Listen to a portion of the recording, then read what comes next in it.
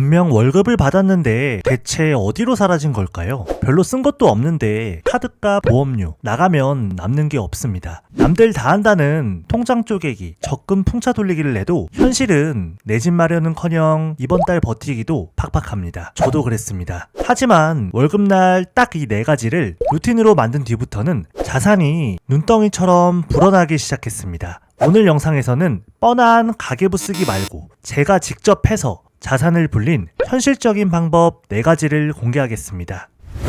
다들 월급날 가계부 써라, 예적금 넣어라, 연금저축 넣고 세액공제 받아라 이런 얘기만 합니다. 물론 다 맞는 말입니다. 하지만 순서가 완전히 잘못됐습니다. 저축 열심히 하는 이유도 부자가 되고 싶어서잖아요. 그런데 당장 눈앞에 적금금리 0.1% 쫓아다닌다고 부자 못 됩니다. 한번 생각해보세요. 예적금이잖아. 연말정산 때 세금 몇 푼 돌려받아서 인생 바뀐 사람 보셨나요? 중요한 건 그게 아닙니다. 그건 그냥 세금 좀 아끼는 방법이지 목돈을 모으는 방법이 절대 아닙니다. 여기서 진짜 문제가 생깁니다. 많은 분들이 이런 계좌 만들고 나 재테크 잘하고 있어 라고 착각한다는 거예요. 하지만 본질은 이게 아니거든요.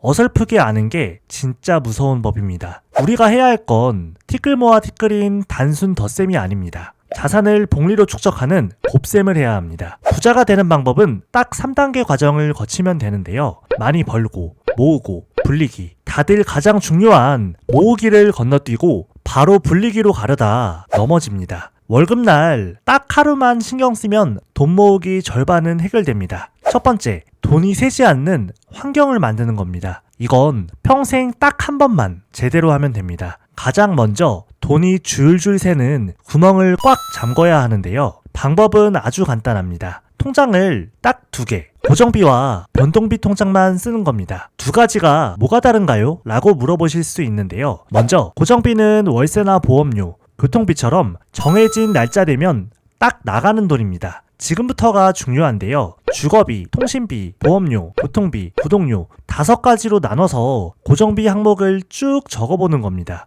그리고 나서 내 통장에서 쓸데없이 빠져나가는 고정비는 일단 전부 끊으세요. OTT 구독이나 잘 안 쓰는 멤버십부터 다 해지하는 겁니다. 그리고 없으면 생활이 안 되는 것만 하나씩 다시 살리면 됩니다. 몇 개라도 줄이고 매달 나가는 고정비를 딱 정해야 합니다. 그리고 변동비를 체크합니다. 변동비는 생활비, 용돈, 경조사, 자기개발 4가지로 분류하고 내가 한 달에 얼마 쓰는지 적어보세요. 귀찮아도 꼭 한 번은 적어봐야 내가 돈을 어디에 쓰고 있는지 알거든요. 이 과정이 없으면 돈을 모으기가 정말 힘듭니다. 고정비 제외하고 내가 쓰는 돈을 체크해서 변동비도 고정비처럼 정해놓고 쓰는 게 핵심입니다. 고정비, 변동비 모두 매달 쓰는 돈을 딱 정해놓는 거예요. 이제 월급이 들어오면 이렇게 하세요. 고정비가 150만 원이라면 월급 통장에 150만 원만 남깁니다. 나머지 변동비가 100만 원이면 100만 원을 변동비 통장으로 보냅니다. 그리고 남은 돈은 1원도 남기지 말고 월급날 당일에 ETF를 사세요. 어떤 ETF를 사야 하는지는 뒤에서 말씀드릴 거니 영상 끝까지 시청해주세요.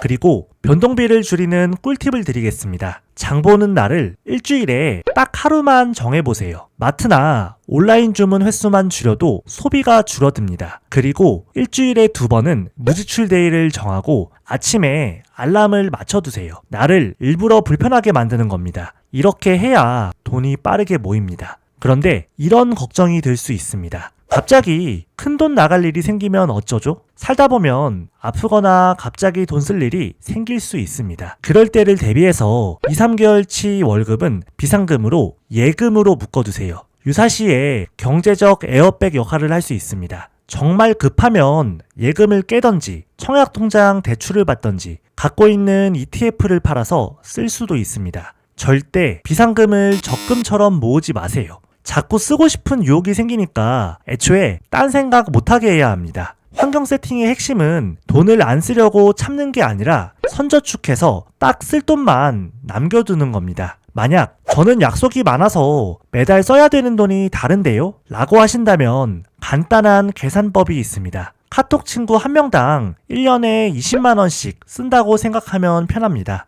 친구가 60명이면 1200만원, 한 달에 100만원씩 나가는 거죠. 친구랑 인연 끊으라는 얘기가 아닙니다. 하지만 냉정하게 말해서 친구가 너무 많으면 돈은 못 모읍니다. 딱 정해둔 변동비 통장 안에서만 생활하셔야 합니다. 그리고 마지막으로 신용카드는 가위로 자르세요. 비유가 아니라 진짜 가위로 잘라야 합니다. 아니, 포인트도 쌓이고 혜택도 큰데 관리만 잘하면 되지 않냐 라고 하실 수 있는데요. 신용카드 포인트 모아서 부자 된 사람 전 세계에 단 한 명도 없습니다. 포인트 몇 푼 받으려다 소비 통제력을 잃는 게 훨씬 큰 손해입니다. 신용카드는 인간의 뇌 구조상 통제가 불가능합니다. 체크카드는 잔고가 줄어드는 게 눈에 보여서 쓸 때마다 뇌가 고통을 느끼지만 반대로 신용카드는 긁을수록 숫자가 올라가거든요. 노벨상 수상자인 데니얼 카너먼에 따르면 사람은 얻는 기쁨보다 잃는 고통을 두세 배 더 크게 느낍니다.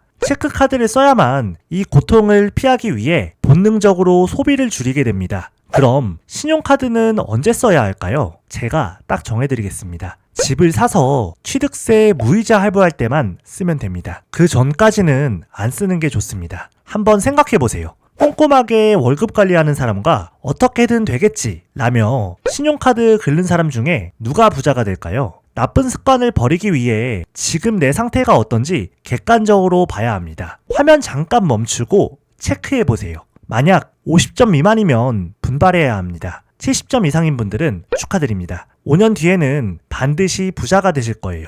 고정 댓글에도 링크 남겨둘 테니 한 번씩 꼭 해보세요. 두 번째, 월급날엔 가계부를 쓰는 게 아닙니다. 가계부는 단순히 돈 아끼는 데만 도움을 주거든요. 이제는 가계부 대신 자산관리 시트를 써야 합니다. 앞서 말씀드린 환경 세팅이 끝나면 매달 나가는 돈이 딱 고정됩니다. 그래서 가계부는 확인만 하면 되거든요. 그런데 여기서 진짜 중요한 사실이 있습니다. 부자가 되려면 돈을 모으는 것뿐만 아니라 잘 벌고 잘 불려야 합니다. 직접 보여드리겠습니다. 이제부터는 내가 돈을 얼마나 벌었고 내 자산이 얼마나 불어났는지 총 자산을 기록하세요. 한 달에 딱 20분이면 됩니다. 이게 쌓이면 진짜 돈 버는 재미를 알게 됩니다. 자산 시트를 쓸 때 꼭 해야 할 게 하나 더 있는데요. 내 집 마련이나 갈아타기를 목표로 가격을 기록하는 겁니다. 내가 살고 싶은 아파트 2개만 딱 골라서 매달 가격을 확인하고 기록해 보세요. 6개월만 해봐도 부동산 흐름이 보이고 감이 올 겁니다. 장담하는데 이 작은 행동이 몇 년 뒤에 몇 억을 벌어다 줄 겁니다. 저는 모은 돈도 별로 없는데 집 사는 건 너무 멀게 느껴져요 라고 하실 수도 있습니다. 그렇지만 강남 아파트 말고 5억에서 10억 정도 되는 집은 누구나 3년 정도 노력하면 살 수 있습니다. 잘 이해가 안 되시면 카드뉴스 영상 참고해주세요. 참고로 자산관리 시트가 필요하신 분은 아래 설명란 확인해주세요. 그리고 세 번째, 월급 들어오면 남은 돈으로 바로 ETF를 사야 합니다. 번 돈의 절반 이상은 투자해야 하는데요. 40%는 ETF에 넣고 나머지 10%는 뒤에서 말씀드리겠습니다. 그럼 어떤 ETF를 사야 되나요? 고민되실 수 있는데요. 제가 딱 정해드리겠습니다. 연구 포트폴리오만 따라해도 성공입니다. 영원히 통하는 포트폴리오라는 뜻인데요. 해리 브라운이라는 천재가 만들었는데 심플하지만 강력합니다. 주식, 채권, 금, 현금 딱 4가지를 25%씩 똑같이 사면 됩니다. 미국 주식 계좌에서 VOO, IEF, IAU, SHY 이런 ETF를 사면 되고요. 개인 상황에 따라 금은 KRX 금시장에서 사도 괜찮습니다. 자세한 내용은 우측 상단 카드뉴스 영상 참고하세요. 그리고 연금저축 같은 계좌로 사면 안 되냐? 이런 질문을 많이 하시는데요. 우선은 일반 계좌로 사시는 걸 추천드립니다. 내 집이 있는 40대 이후라면 괜찮지만 그게 아니라면 먼저 집부터 사야 합니다. 왜냐하면 집 살 때 1, 2천만 원이 부족해서 낮은 층으로 가거나 더 낡은 집으로 가야 될 수 있거든요.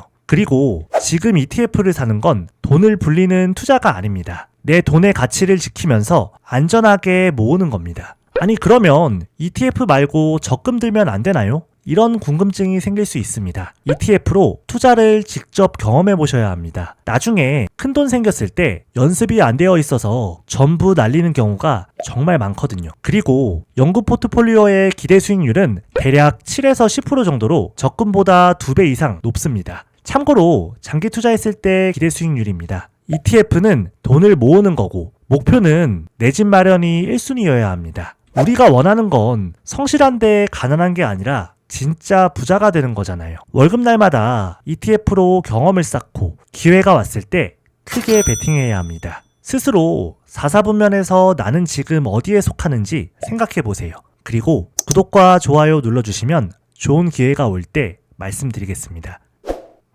마지막 4번째입니다. 어쩌면 이게 가장 실천하기 어려울 수도 있는데요. 월급 받고 나서 가장 먼저 해야 할 것은 나에게 투자하는 겁니다. 소득의 10% 정도는 나를 위해 투자하세요. 최소 10만원에서 많게는 50만원까지 나를 위해 써도 괜찮습니다. 맛있는 거 사 먹으라는 그런 소리가 아닙니다. 내 능력을 발전시키는데 돈을 쓰라는 거예요. 요즘 공짜 강의도 많은데 꼭 돈을 내야 하나요? 라고 물어보실 수 있습니다. 공짜 강의도 좋지만 실제 내 돈이 들어가야 생각이 바뀌고 행동이 달라집니다. 그러면서 돈이 붙기 시작합니다. 책을 사든 강의를 듣던 다 좋습니다. 냉정하게 말해서 돈 아끼겠다고 맨날 공짜만 찾아다니면 부자 되기 힘듭니다. 나에게 투자하는 건 돈을 더 많이 벌고 더 잘 모으고 더 크게 불릴 수 있게 됩니다. 그럼 뭘 배워야 할까요? 만약 내 직업이 천장이 열려 있다면 직업 관련 공부를 하세요. 특히 젊을 때는 본업에 집중해서 몸값을 올리는 게 최고입니다. 직업상 그게 어렵다면 글쓰기나 투자 공부처럼 뭐든 좋으니 돈을 주고 제대로 배워야 합니다. 장담하는데 지금 투자하는 10만원은 10년 뒤에 10억 이상으로 돌아올 겁니다. 당장 뭘 할지 모르겠다면 내 집 마련 공부부터 시작하시길 추천드립니다. 정리해보겠습니다. 부자가 되려면 벌고, 모으고, 불려야 합니다. 월급 관리는 이중 모으기 단계입니다. 먼저 고정비와 변동비 통장을 나눠서 돈 새는 구멍을 막으세요. 두 번째, 가계부 말고 자산 시트를 쓰세요. 세 번째, 적금 말고 ETF를 모아가세요. 마지막 4번째, 매달 나한테 10만원 이상 투자하세요. 보통 사람들은 월급 모아 적금해서 언제 집을 사냐, 덧셈으로만 사고합니다. 하지만 우리는 이제 곱셈의 사고방식을 가져야 합니다. 집 사는 걸 1순위 목표로 잡으세요. 내 집이 생기는 순간부터 돈 불리기의 진짜 시작입니다. 나중엔 내가 일하는 것보다 내 집이 벌어다 주는 돈이 더 많아질 겁니다. 하루빨리 나를 대신해 돈을 벌어다 줄 똘똘한 내 분신을 만드세요. 하루라도 더 어릴 때 시작하시기 바랍니다.